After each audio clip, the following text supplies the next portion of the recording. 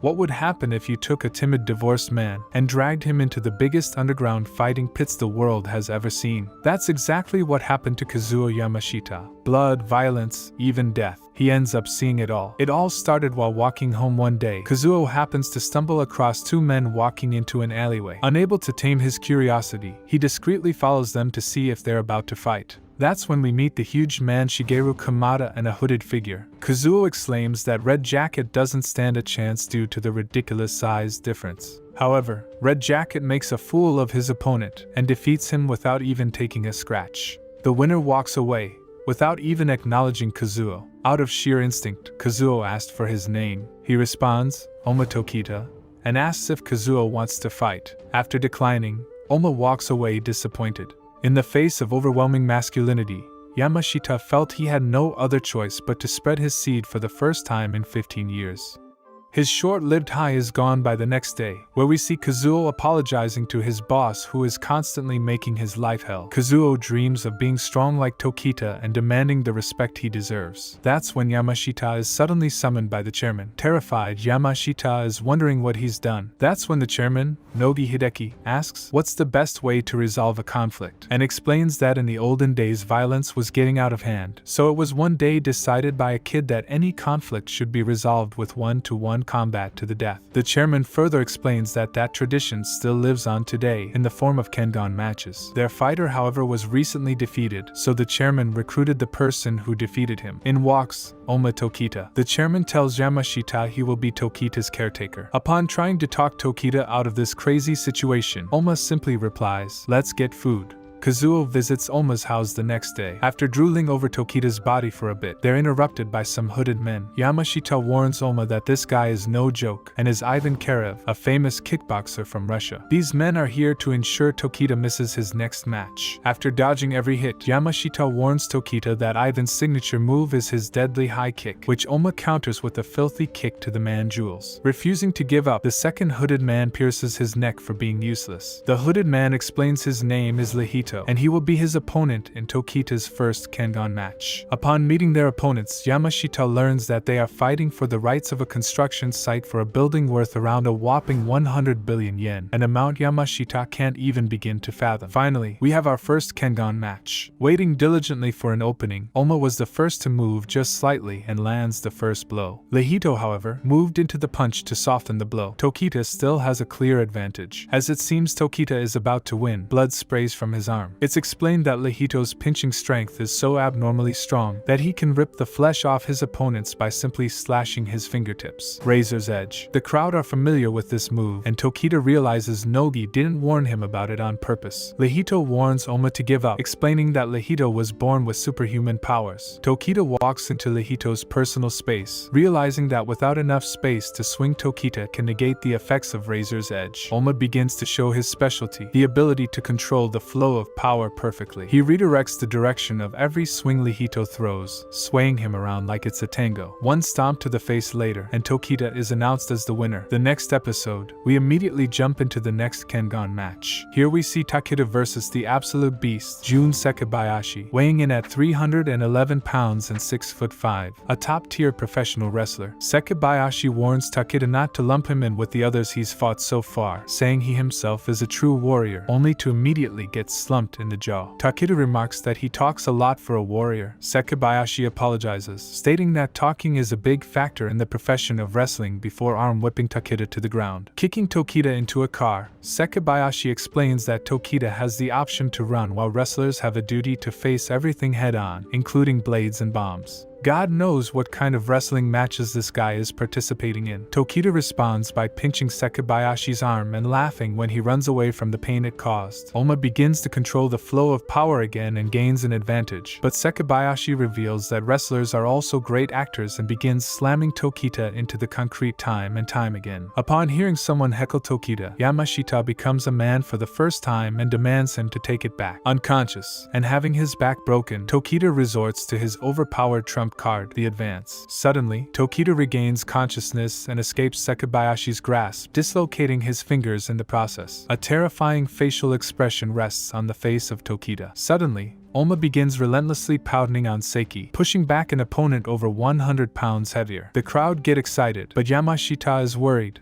saying this isn't who Tokita is. Sekibayashi realizes he might be in trouble, but that only excites him more as the crowd love to see a big comeback story, chopping Tokita with his dislocated fingers. Despite the pounding, Seiki starts walking into his punches. Upon tanking all the damage, Sekibayashi connects a nasty headbutt followed by a 2-foot diving kick cracking Tokita's ribs. While Sekibayashi goes for the finishing blow, Tokita shocks the crowd by targeting Sekibayashi's windpipe, and the giant finally falls down. He may have broken his fingers to do so, but it's a small price to pay for victory. Oma is announced victorious. A powerful voice is heard. It turns out to be President Katahara, the president of the entire Kengan Association. The president announces that due to Nogi's victory today, he has met the requirements to demand a presidential re-election, decided in the form of a life or death tournament. Nogi's motive this whole time is to become the president of the Kengan Association. The president also foreshadows his champion, the Fang of Metsudo, with a record of 157 wins straight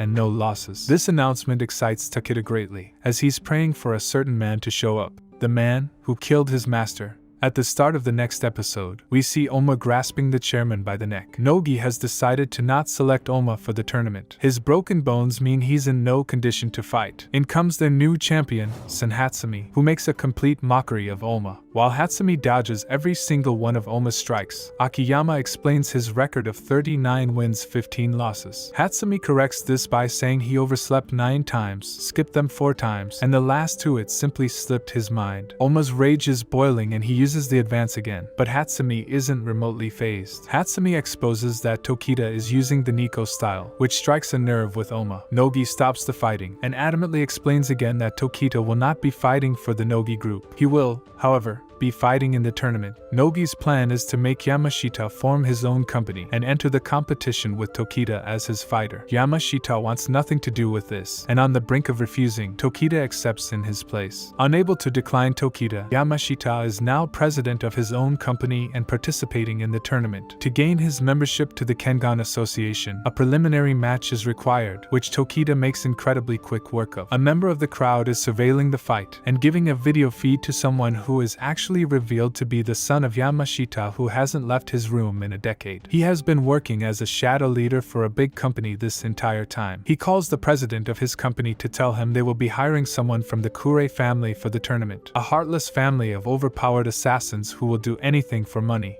Yamashita meets up with Ken for a drink. It's there he learns that Nogi wasn't very truthful about Yamashita's entry into the Kengan tournament. If Yamashita is unsuccessful, he will be in 5 billion yen's worth of debt, and even if he wins, his victory would be given to Nogi anyway. Training in the rain, a man sneaks up on Tokita. Unfazed, Tokita asks who he is. After a few seconds, he recognizes him as the companion of the man who killed his master. Oma takes his stance, but this guy is more interested in caressing Oma's body, stating how his lean muscle mass is now much better than it was before. He tells Oma that the man he has been searching for these last 10 years has already been killed by his own hands. While begging for Oma to empty his rage onto him, Tokita explains that revenge was never part of his plans. He simply wanted to kill whoever killed his master to prove that he is the strongest of them all, and he will prove exactly that in the tournament by defeating him instead. This excites the mysterious man tremendously, who freakishly exclaims that when they meet in the tournament, he will spill his seed. No, seriously. This man is about to bust and is tearing up thinking about it. As he's leaving, Tokita asks for his name, Setsuna Kiryu.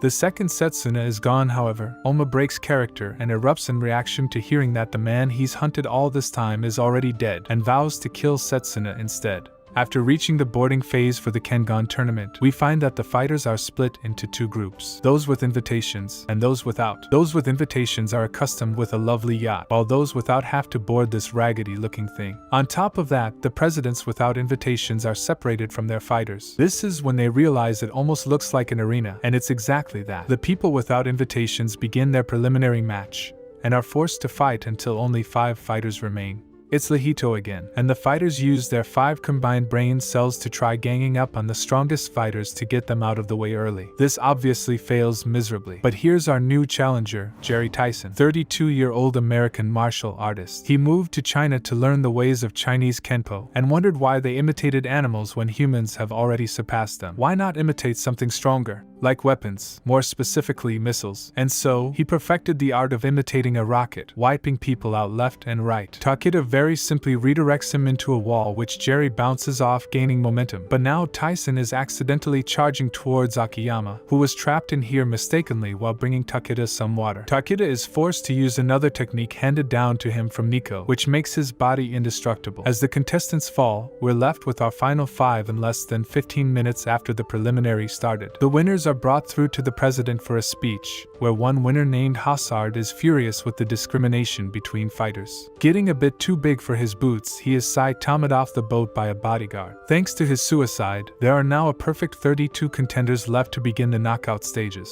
which begs the question as to why the president decided to have 33 contenders in the first place if they were going to a knockout stage. But anime logic. In the final stages before the Kengan tournament begins, we're cut to a scene where Kiryu is brutally punishing the bodyguard who defeated Hazard. Not that it's anything to do with Hazard, but actually because while spying on Tokita, he noticed the bodyguard spilled some of Hazard's blood on him, disrespecting his beautiful body. On board the boat we meet a very impressive shogi player, Kaneda. After defeating everyone with ease at shogi, Kaneda gets a bit cocky and demands a one-on-one with Ken's fighter in order to take his place in the tournament. Small, slow, and scrawny, Ken's fighter can't believe he's even asking. Ken refuses as the president said strictly no fighting on the ship, but Kaneda explains that he simply said no fighting between competitors. Fighting with an outsider is surely allowed, as proven by the nearby bodyguards not interfering. Confident, Ken's fighter, Himuro, changes the rules and says if Kaneda can last for 1 minute he will surrender his title to him. Holding back, Himuro gets to pummeling, and even Ken thinks he's being too rough. Regardless, Kaneda continues to get up and actually lands a blow. Enraged, Himuro gets hit with a rocking uppercut and finally starts taking the fight seriously. After pounding Kaneda and enjoying himself too much, he goes for a killing blow. Suddenly, Kaneda is already behind him with a firm grip on his arm, and with no mercy snaps it in half. With only one arm, even Himuro can't win. Kaneda gives Himuro a well-deserved nap, but Ken couldn't care less, and in fact celebrates getting a stronger champion.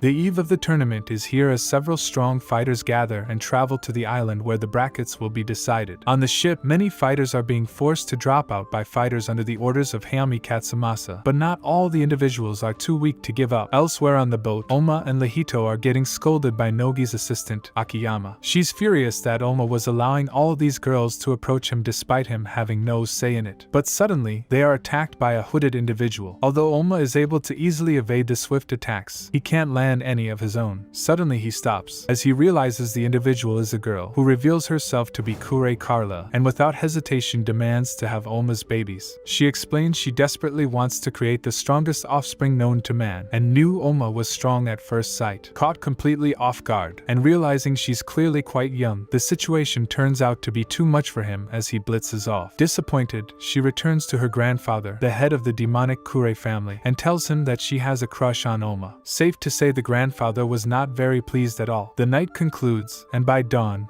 the ship arrives at the destination. The merchants are taken into a room to decide the pairings, and Yamashita feels awkward standing among such big icons of the business world. On top of that, he learns from Kuriyoshi Rino that if he loses in the tournament he'll be left 5 billion in debt. The chairman, Kataharu Matsudo, brings out a slot machine, which creates a 9-digit number by hitting the stop button. The person with the biggest number will get to decide his spot first in the tournament. Yamashita notices. Occasionally the first number slows down slightly, and uses this to get the highest number. He places Oma in 8th place of Block A, furthest from the reigning champion, the Fang of Matsudo. By the end of the night, the brackets are decided, and fighters get ready for a bloody conflict. It's the day of the tournament. The arena is filled with enthusiastic fans. But not only that, Yamashita notices that even world leaders such as Trump and Obama are here to spectate. The first round commences. 2 fighters enter the arena. On the left, we have the American street fighter, Adam Dudley the Emperor, representing Boss Burger. On the right, we have the young prodigy, Imai Cosmo the King of Stranglers, representing the young businessman, Nishihanji Akira. As a child, Cosmo was getting into fights in the streets until a martial artist recognized his talents, and offered to train him, but the boy surpassed all his expectations, and at the age of 14, he fought in his Kengan debut. He's still yet to lose a match. The fight starts with the young prodigy throwing several punches at his opponent, who blocks them without breaking a sweat. Seeing how his punches aren't effective, Cosmo manages to ground him using a scissor throw. He has Adam where he wants him, but the big fighter manages to throw a punch that barely grazes Cosmo, yet somehow makes him retreat in pain. The audience is amazed by Adam's power. It's explained that this power comes from his extraordinarily large back muscles, which allowed him to knock out entire teams of players during ice hockey matches. Adam capitalizes on this opportunity and smashes Cosmo on the ground several times, making his face bleed badly. But the prodigy doesn't give up. He gets back up and takes a low stance. To counter that, the big fighter changes his stance too. The two prepare for the final clash. Cosmo activates zone and Adam uses high stick shot. The latter manages to land a powerful blow on the prodigy and continues to smash his face. But he becomes confused as the referee stops him. Suddenly, he realizes that he's hallucinating and sees in third person that he's unconscious in a triangle choke. He was dreaming the whole time. Cosmo is declared the winner, and the first round ends. Now the second round begins. Once again, two fighters enter the arena. On the left, we have the corrupted boy from the Himalayas, Kono Haruo the Destroyer, who represents Nintendo. On the right, we have the inspector with an extreme sense of justice, Akoya Seisha the Executioner, who represents Wakasa Life Insurance. The former was an extraordinary child living in the Himalayas, but after he was recruited and brought to Japan, he gave in to the pleasures of modern life and became extremely overweight. Meanwhile, the latter is a ruthless vigilante with his own obscure sense of justice, and he will kill any criminal who he considers evil. The match kicks off as Haruo, despite his appearance, swiftly sends out several strikes, but the officer manages to dodge them with ease and attacks his knees, living up to his reputation of having the highest quality defense among all the contestants. However, it's learned that Akoya isn't exactly fighting fair. His chairman, Hayama, has an incredible internal clock that allows her to analyze her opponents. She's predicting what Akoya's opponent will do by analyzing their breathing patterns and relaying commands to Akoya, meaning Akoya simply has to follow her instructions without thinking about what his opponent is doing. A massive and illegal advantage. After getting threatened by his employer that he'd be sent back to the mountains if he loses, the oversized man tries to attack Akoya, but fails as the vigilante lands a massive knee to his face, rendering him unconscious. Akoya is the winner. Just before the referee could call the fight, Haruo grabs his arm and stands up unconsciously. The warrior in Haruo is still alive, and it refuses to give up. He then launches a powerful attack that catches his opponent by surprise. The god living inside Haruo is rejecting the poisons modern life have given him, and the warrior spirit, Haru, has returned. Hayama tries to reanalyze the situation, but Akoya rejects her, claiming they don't have enough time. On the ground, and being dominated, Akoya is forced to revert to his killer instinct and focuses his eyes on Haruo's windpipe. To everyone's surprise, Haruo's knee, which has been under tremendous pressure not only due to Akoya's repeated strikes, but also in day-to-day life, finally reached its breaking point. Akoya finishes Haruo, and the fight concludes. In a strange turn of events, Hayama runs to meet Akoya as he's leaving the arena, apologizing for her incompetence. Akoya tolerates none of it, and tells her he'll be fighting the next match alone after smacking her. This devastates Hayama, who desperately begs Akoya not to leave her. Akoya wipes some blood off her face, and tells her this will be her final mistake before licking the blood off his thumb. Hayama is told she will be punished later, which for whatever strange reason, makes her very happy. The third round starts, and the two fighters enter the arena. On the left, we have the calm priest, Mokichi Robinson the exterminating vicar, who represents Centauri. On the right, we have the vile member of the demonic Kure family, Kure Raian, the taboo descendant, who represents under Mount Ink, Yamashita's son's company. The former is a descendant of the legendary fighter Kotura Shigenosuke. Thus, he was forced to practice Baritsu from a very young age, which made him abandon his family. Although, the person who changed his rotten self and turned him into a priest was his half-sister. The latter is a member of the demonic Kure family who have been taking in several martial arts for 1,500 years. The match kicks off. The impatient Kure attacks the priest head-on, but Robinson catches both his punch and kick without putting in any effort. Raian tries to play dirty by splashing blood into his opponent's eye, but petty tricks aren't enough to defeat Robinson. The priest punches his opponent several times and throws him onto the ground. Just as the match appears appears to be concluded, Raian gets up. To everyone's surprise, the man who should be down starts using the Kurei's secret technique, removal, an ability to consciously remove the brain's limits on an individual's muscular strength output, and Raian is able to use 100% of his muscles. This infuriates his spectating family members, as this is a secret technique of their blood which has now been revealed to a massive audience. He immediately rushes Robinson, punching him before he can even react. With no way out, Robinson is down as his little sister urges him to give it his all, crying. But Raian grabs him by the neck and chokes him, not stopping until his neck is broken. The crowd spectate in silence as they see the first casualty of the tournament. A dead Robinson lies on the floor, and Raian is declared the winner. The fourth round finally starts, and the two fighters enter the arena. On the left, we have the oddball, Inaba the Black Phantom, who represents Penonic. On the right, we finally get to see our boy, Tokita Oma. Before the match started, Yamashita, unbeknownst to himself, ended up betting 10% of Penonic with the president of the company. The bell is rung. The two exchange some decent blows, but Inaba begins using his special footwork to encircle his opponent. Oma tries to hit him, but only catches his afterimages and gets scraped by him. Oma uses his Nico style to counter the footwork and sends Inaba flying. He tries to finish him off with a kick, but strangely his leg is caught by his opponent's hair. The Penonic representative is confident in his hair's strength and continues to whip Oma with it. He swings him around the arena and eventually covers his eyes with the hair to make him lose his vision. Seeing his strength and determination, Oma now considers him a worthy opponent and again has to resort to using the advance again, immediately tearing the hairs his opponent was so proud of. Then, he rushes the surprised man and punches him again and again until his face cracks and jaw is dislocated. The referee declares Oma the winner, but there's a smile on Inaba's face having faced such a powerful foe. He truly loved fighting. The Penonic chief offers Yamashita his 10% share in Penonic, but Oma is there to ruin his dreams as he rejects the offer. And we all know Yamashita can't decline Oma. Oma does, however, appreciate that he didn't take the money because he fights for much more than that.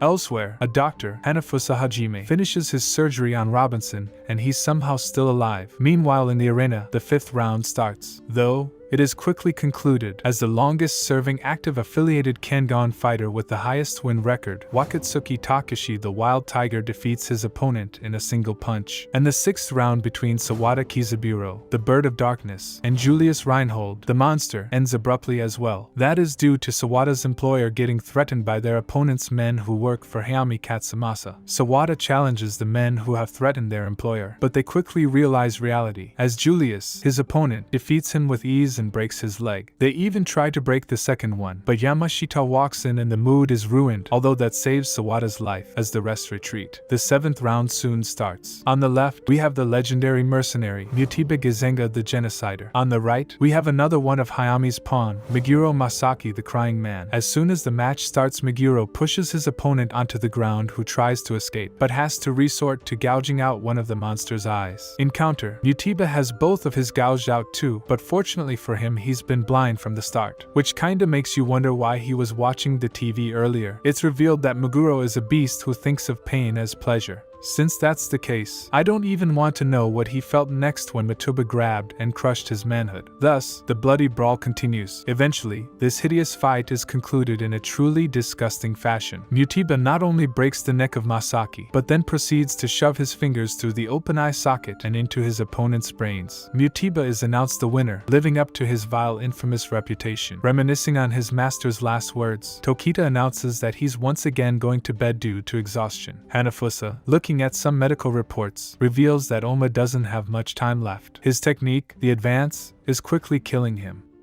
Jun is a professional wrestler, and Takaru is a sumo champ. Before the battle, Jun makes a funny face at Takaru to enrage him. Due to his pretty weird gesture, Takaru attacks him even before the match begins.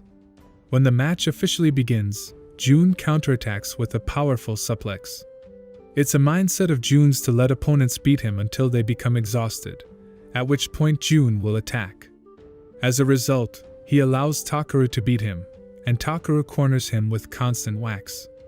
However, at the last second, Jun climbs up onto the wall and leaps from there onto Takaru, causing him to collapse, but he immediately gets up with even greater wrath. After which he attacks Jun and smashes him mercilessly with all his moves. He drenches him in blood and even dislocates his knee with a kick, But Jun doesn't waver and says Takara to beat him even harder. Then he says to Takara that he too was a fighter of his kind, who easily becomes enraged by his opponent's words. But his master told him that the greatest fighter is the one who can withstand all of his opponent's attacks.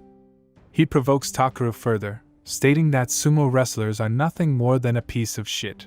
When Takara hears this, he becomes enraged and spears Jun with raging vigor, the strongest attack used by sumo wrestlers. After this attack, he collapses to the ground unconscious. The audience and even Takara believe he has won the fight, but Takara gets up and uses a power bomb technique. However, by strengthening his stomach, Jun reflected the damage, knocking Takara down in a matter of seconds. He has been declared the victor of this fight. Cosmo Imai is also in the audience, and witnessing how Jun kept faith in himself until the end inspires him. On the other hand, Haruo Kono decides to become Jun's devout follower after witnessing this epic battle and his immense powers. Mokichi Robinson is still unconscious in the hospital, while Kizaburo Sawada is doing well but stays in the hospital. Rihito visits him there and inquires about the perpetrator so he can exact revenge. Next, we see Cosmo with Adam Dudley, with whom he recently engaged in combat, enjoying dinner in a restaurant. He feels pain in his abdomen where Adam had struck so hard, so he puts down his food and goes to the bathroom. Oma, on the other hand, is preparing for his battles, but this isn't a straightforward form of preparation. He has learned a unique method of self-training while sleeping from his mentor, Nico Tokita. He can mentally wrestle up to 8 wrestlers per night with this unique type of training. He has been practicing for around 14 years, and during that time, he has engaged in 40,000 mental battles with various wrestlers. Right now, Nico Tokita himself appears in his thoughts as a potential opponent. Oma employs Nico's style to defeat him. Then Nico Tokita informs him that the advance is only effective against small opponents, because it quickens the pace of combat while weakening the force of strikes and punches. Oma ultimately wakes up screaming. When Mr. Kazuo and his secretary witness Oma waking up terrified, they become shocked. His nose bleeds heavily, and Mr. Kazuo says him to go see a doctor, but he declines and goes to the bathroom. There, he began to vomit blood. His mouth, nose, and eyes are all heavily bleeding. Oma, however, bears all suffering and is steadfast in his determination to defeat Setsuna Kiryu first. The next fight is between Sayoro Izuka, an official of the Village of the Dawn, and Yashinari Karo, a representative of Ajiro Fisheries. Mr. Yoroizuka, the president of the Village of the Dawn, has already rigged this battle in Saw's favor. Saw is completely ignorant of it. When the match begins, Saw strikes first, but Karo dodges and punches him hard. After that, Sawa attacks Karo in Lethway style, a particular fighting style in which the fighter attacks an opponent continuously without thinking of defense. Karo is also impactful, so he bears his attack and, in exchange, whacks his skull with all his powers in a fist attack, but it has no effect on Saw while Karo's own fingers dislocate. Karo fixes his fingers and attacks Saw once more, but this time Saw outmuscles him, and just as he is about to knock him out, Karo punches him, demonstrating how powerful he is. He then attacks Saw and starts beating him mercilessly while making fun of the fact that he is a dog owned by the Toyo Electric Company. They both then dash in the direction of one another for the final assault. Saw succeeds in kicking Karo in the abdomen, but Karo grabs his leg, lifts him into the air, and then bashes him on the ground. After that, Karo attacks him with a bear hug to finish things off, but Saw releases his final attack and uses his elbow to strike Karo in the neck, ultimately knocking him to the ground. He has been crowned the victor. Although the match was already fixed in Saw's favor, Karo gave him a hard time. The port where Karo works is in danger of being taken over, and Katsumi is the only one who can stop it, so Karo's company has fixed the match in Saw's favor. Following these battles, the Kengan tournament's most anticipated battle takes place. The fight between Tachijai Destinyland's Nezu Masami and the formidable Rei Mikazuchi of Gold Pleasure Group. Nezu is a skilled, flexible, and potent Yakuza wrestler. On the other hand, Rei is a lightning-quick spirit user, which sets him apart from all other wrestlers. Additionally, to strengthen his mind for this battle, Ray spent the previous 9 days fasting from food and meditating. Nezu enters the ring for the fight in spectacular style while wearing a mask over his face, which he quickly destroys with a single kick to display his flexibility. Ray, on the other hand, enters without showing any intent. The referee begins the match, and Nezu attempts to strike first, but Ray uses his light-speed power to knock him down with a single blow before he notices. And so, in a matter of seconds, the fiercest battle concludes with Ray being crowned the victor. Destinyland's expenditures were dependent on this fight, and now that they have lost it, Destinyland will be handed over to Toyo Electric. After losing, Nezu is dejected, but Mikey comforts him. The following fight will feature Setsuna Kiryu, an official of the Koyo Academy Group, and Ren Nikaido, of the Byakuya News Company. Before the fight begins, Ren informs Kiryu that he has done some research on his fighting style, and has learned that it is Koi style. The sole purpose of this is to make Kiryu fear that his opponent is aware of his tactics. When the battle begins, Ren launches his first attack. He somehow succeeds in leaving Kiryu with a small scar, but Kiryu severely injures his shoulder in response. Ren can no longer move his shoulder, so he uses his secret ability, Strange Dragon, to distract his opponent by creating some scary illusions. After that, he punches Kiryu so hard in the stomach that he falls to the ground, but only after counterattacking Ren with a chest smash that left his mouth bleeding. Ren tries to attack Kiryu again, but he gets up even better and dodges all of his attacks. He strikes Ren with a strong blow, causing him to fall to the ground. At the very end, Kiryu quickly reaches behind Ren using his blink technique. There, he employs his Rakshasa Palm technique to attack his heart, knocking him to the ground in the process. He is declared the victor of this battle, while Ren is about to pass away from this final blow. Today is Rihito's battle day. Having previously lost to Oma and withdrawn from the Kengan tournament, Shigeru Kamada and Ivan Karev now work for Rihito at the SF Cold Storage Company. They advise him to withdraw from the competition and grant a walkover to his opponent. But he declines them because he considers it an insult and is ready to fight. Gensai Kuroki, a competitor from Motorhead Motors, is his opponent in his fight. He is a powerful assassin who uses the Kaiwan fighting style. Ray is telling his friends that the person Rihito has to fight is one of the most powerful assassins, similar to Agito Kano, the fighter of the Kengan Association. Both opponents appear in front of each other, and the battle is started by the referee. Rihito tries to strike first, but Gensei avoids his blow and thumps him to the ground in response. Without hurting him, Gensei offers him the chance to withdraw from the match. He claims that he does not want to waste his energy on him. Rihito thinks he is underestimating him, so he strikes again, this time wounding his chest with a razor-edge attack. Then Gensei gives him another opportunity to attack, and despite his best efforts, he is unable to even touch him. He keeps trying to punch him, but all of his attempts are ineffective. In the hospital, Kizaburo is also watching the fight on television. After too many unsuccessful attempts, Rihito finally succeeds in kicking Gensei, who is left speechless as a result. When Rihito sees this, he declares that he is the most powerful person and leaps to use the razor-edge attack once more. However, before he can, Gensei uses his Kaiwan fighting style to impale his fingers into his right arm and left chest, severely wounding him. Kaiwan's fighting style is one in which the fighter's fingers become very strong through constant practice. As a result, he is able to severely injure Rihito with ease. Due to his continuous blood loss, Rihito collapses to the ground and tries to get back up. However, his eyesight becomes hazy as a result of persistent blood loss, and he can only perceive everything as moving slowly.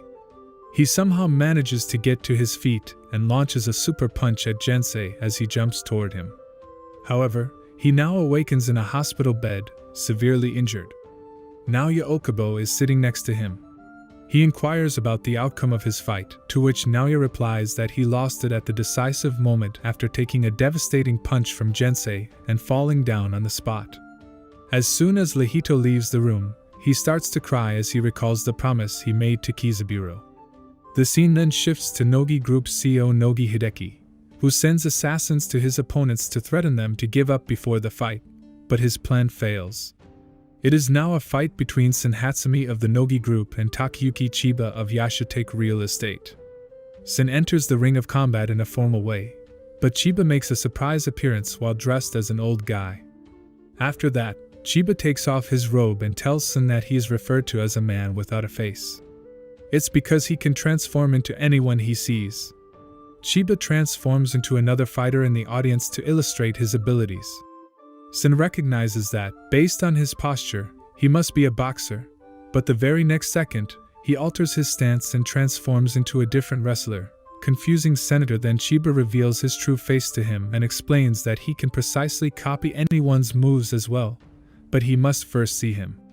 He has imitated nearly all of the moves used by wrestlers competing in the Kengan tournament, which makes him the only wrestler in his league who is absolutely remarkable. To frighten Sin, Chiba pretends to be able to mimic wrestlers' signature moves while actually being unable to do so.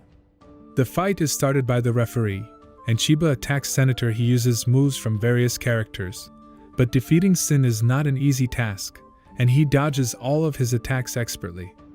After just 25 seconds, Sin attacks Chiba with a single punch to the face, knocking him to the ground.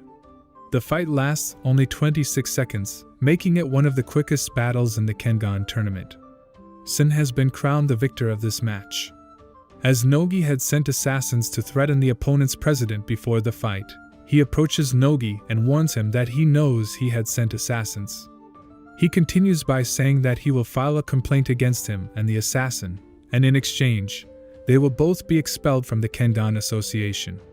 After hearing this, Nogi mocks him and informs him that the assassin is also a member of the Kengan Association and that it is forbidden to engage in conflict with or chastise Kengan members. If he does, both he and his team will be blacklisted from the Kengan tournament. He continues by saying that Sin assured him he would win the match, which is why he hasn't sent the assassins out again. After saying that, he lights up his cigar and walks away, smiling languidly. Next up in the tournament is a match between Yohei Bando, a representative of Joe Communications, and Hanafusa Hajime, a doctor from Taito University. For his crime, Bando received a death sentence 25 years ago. He was hanged for roughly 90 minutes, but was still alive. Since hanging is the only legal method of execution, he had been tried for death by hanging approximately 45 times, but he always managed to survive, proving his strength, or, as some might put it, his invincibility. The government sent him to the Kengan tournament to give him some payback.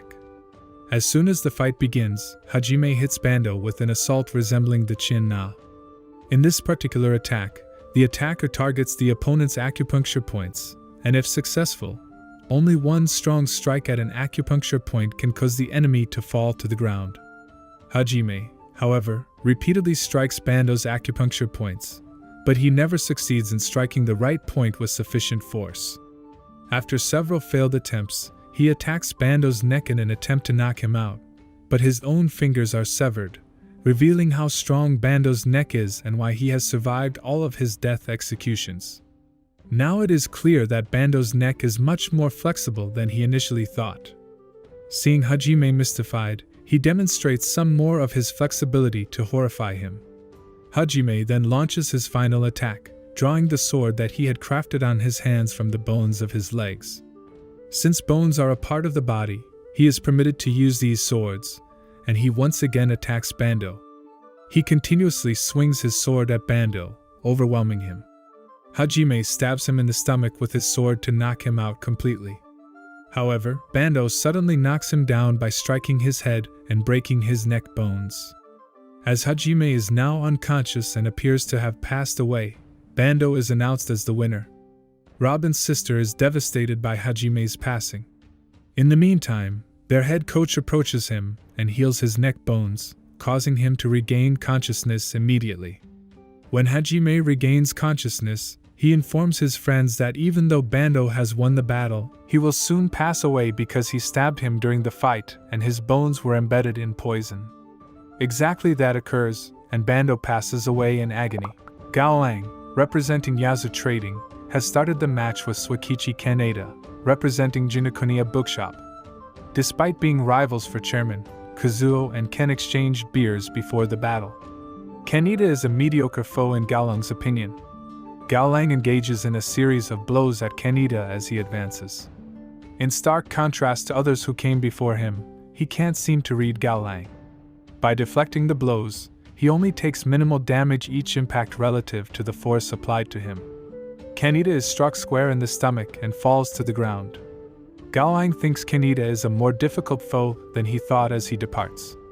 Once more getting to his feet, Kaneda urges Gaolang to take their fight seriously since he has only analyzed Gaolang fighting at full power, and can't analyze him if he's holding back. 9 of Gaolang's 10 attacks miss Kaneda, who is struck in the cheek by the 10th and falls to the ground. Gaolang advances to the next round after winning and views Kaneda as a combat-forged friend. Ryo respects Kaneda's capacity to evaluate opponents who are more powerful than him so that he may use strategy to overcome them. And for some reason, adds that if Kaneda were a woman, he would kiss her. The audience eagerly awaits Fang's debut as the final match of the first stage gets underway. He is partnered against Naoya from Muji Television Network, who is sure he will triumph. Fang, representing Dainippon Bank, enters. Naoya teases Fang by referring to him as the last boss, which goes straight over Fang's head. On the ground, Naoya and Fang are trading holds of dominance, disengaging from locks, and striking each other equally. Naoya strikes Fang's guard hard after becoming suspicious of the latter's lack of response. It's time to see Fang's true power, Matsudo says as he uses his hips to launch Naoya off of him. Fang grins and declares that he has seen all of Naoya's strategies and that the match is finished for him. Naoya seizes the opportunity to hurl Fang in the temple. He bombards Fang without giving him a chance to defend himself, switching between unplanned grapples, throws, and punches. Despite Fang's superiority over Naoya, Naoya might be able to prevail thanks to his talent. Fang survives a fatal kick from Naoya by relaxing every muscle in his body to spread the shock. He then stands up again in maniacal amusement. Reflexively, Fang reacts to each change in Naoya's offensive strategy because the intervals appear to be too brief for prediction. Fang engages Naoya in a belly-to-belly suplex before stopping to finish him out. He expresses gratitude to Naoya for making him stronger before regaining his composure to triumphantly leave. Naoya awakens in a hospital bed and ponders how to beat someone who evolves mid-fight. Oma says to Wakatsuki and Fang that he will take the left block. Oma is knocked out by Fang, who predicts that he will lose to Raian, his next opponent. While training, Oma is troubled by visions of Nico that keep appearing in front of him and making him stutter. Nico draws his attention to the fact that Oma loses his ability because he doubts himself nad the Nico style. Oma exclaims that he cannot believe the methods taught to him by a dead man, and Nico responds by ensuring Oma will lose to Raian with this mentality. Akoya is up against Cosmo.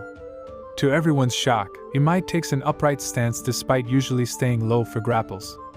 Imai lands a few hits on Akoya, but refuses to strike whenever Akoya leaves himself open, knowing it's a trap.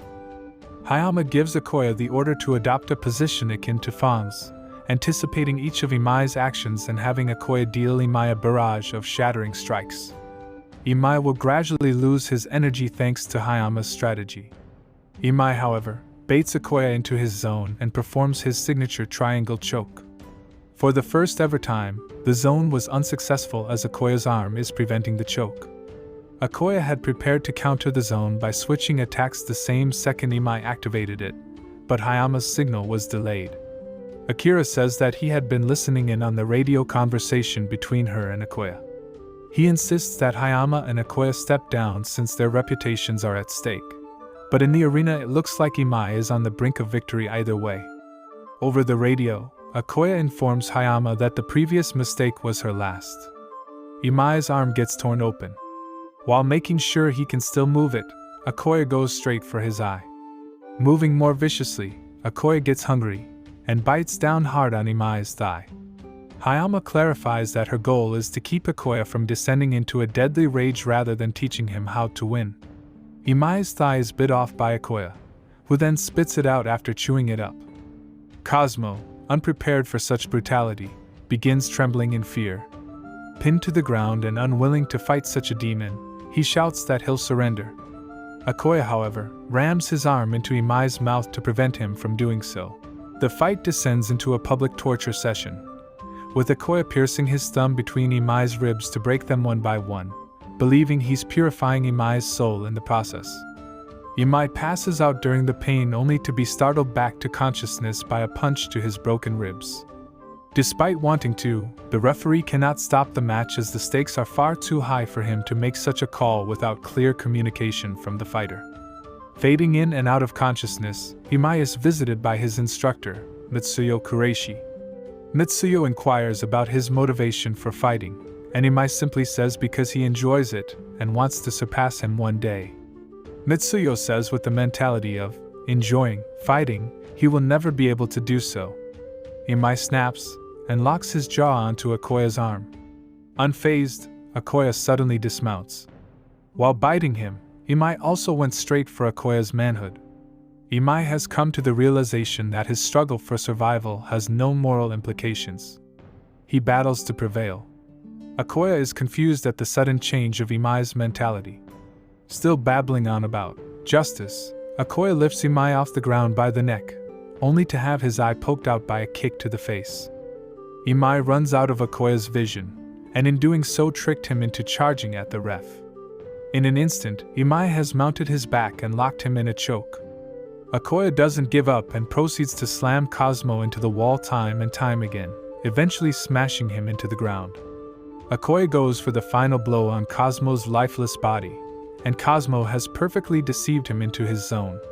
Securing his chokehold, Akoya mercilessly starts pounding Imai's broken ribs, but Cosmo has no intention of giving up. After a moment of silence, Cosmo's hand slowly raises, and against all odds he is declared the winner. On the eve of Oma's bout, Kazuo is terrified. The life of Kazuo's son, Kenzo, is riding on the result of this fight. Kiryu explains by saying that Kenzo should pay for underestimating the Kure family. Oma assures Kazuo that he will certainly win the fight. Kazuo confides in Oma about his pride in Kenzo, but learns that his son was so smart that he would carry out experiments like building a human brain from rat cells, thinking that humans needed evolution. In his son, he detected a monster. Kenzo never again left his room after that. He was unable to face his son once more, and is the reason his wife had to leave.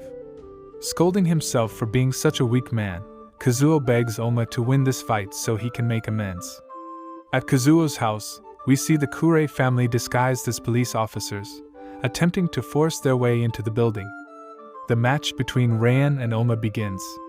Raian swings first, but Oma avoids and strikes Raian in the jaw in retaliation. Before performing the swimming swallow on Raian's defense, he delivers another hit to the face.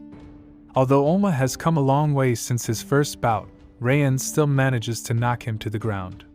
Barely suffering any damage, Raian demands that Oma uses the advance or he'll kill him.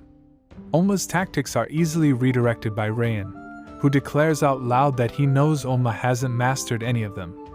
Oma is grabbed by the hair and pummeled by Raian, who treats him like a ragdoll by slamming his face into the ground repeatedly. When Oma discovers that the Nico technique is completely ineffective for him, he resorts to the advance to combat Raian, despite knowing that it's killing him. Oma's power has increased so much that it overwhelms Raian, who still manages to fight back. Kiryu remembers how he sees a god in Oma and is overjoyed to see advance. When Raian employs his family's removal technique, the conflict turns into one between monsters. Hajime asks Kazuo whether he has also noticed the toll advance is having on Oma's body, as he raises his pulse rate to such heights that it increases his strength. He also mentions how this technique is severely ruining his health.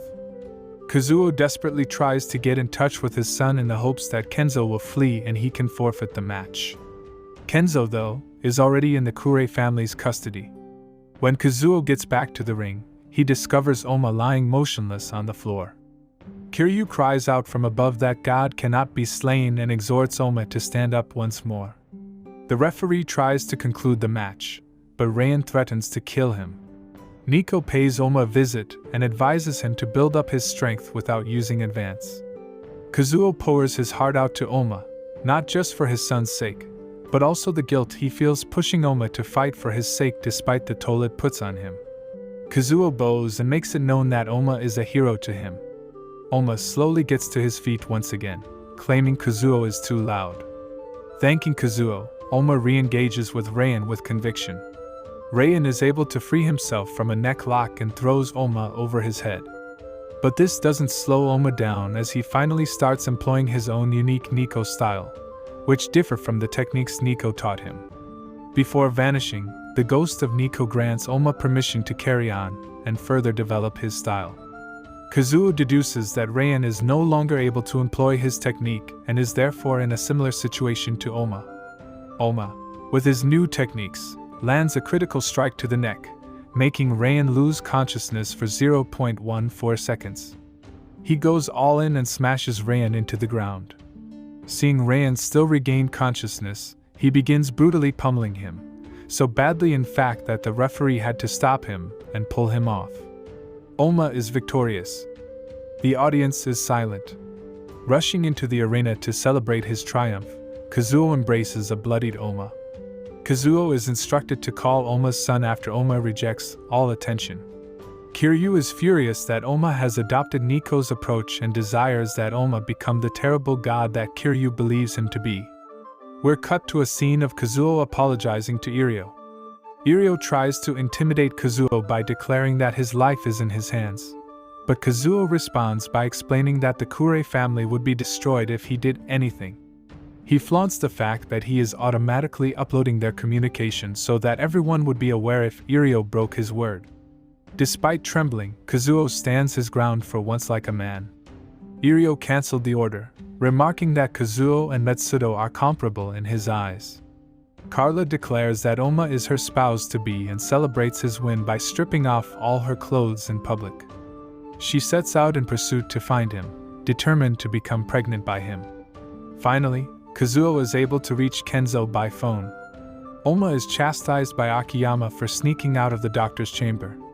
When Kazuo sees Oma there, he praises him for saving Kenzo and expresses his happiness that Oma survived. Oma comforts him, telling him that a man shouldn't cry, and that they ought to get some food. And so, the second season is concluded.